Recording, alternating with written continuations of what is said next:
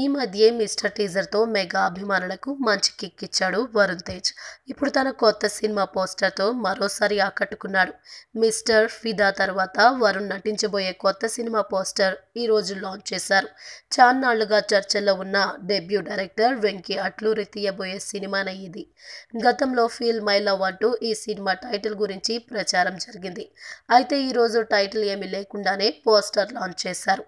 ఇంతకు ముందు అనుకున్నట్లు దిల్ రాజు ఈ చిత్రాన్ని నిర్మించట్లేదు. ఛత్రపతి ప్రసాద్, శ్రీ వెంకటేశ్వర సినీ చిత్ర బ్యానర్ మీద ఈ సినిమాను నిర్మిస్తున్నారు. వరుణ్ తేజ్ చాలా అందంగా కనిపిస్తున్నాడు ఈ సినిమా పోస్టర్లో.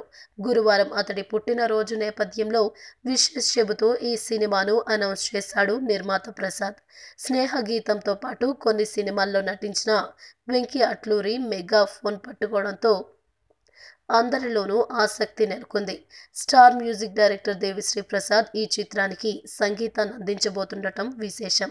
తమిళంలో రాజారాణి, కత్తి, తేరీ లాంటి బ్లాక్ బస్టర్ సినిమాలకు ఛాయాగ్రహం అందించిన జార్జ్ సి. విలియమ్స్ ఈ సినిమాతో తెలుగు తెరకు పరిచయం అవుతుండటం విశేషం.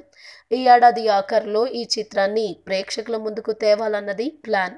ఈ వీడియో మీకు నచ్చినట్లయితే సబ్స్క్రైబ్ చేయండి. ఫిలిమి స్టార్స్ బోలెడంత న్యూస్ బోల్డ్గా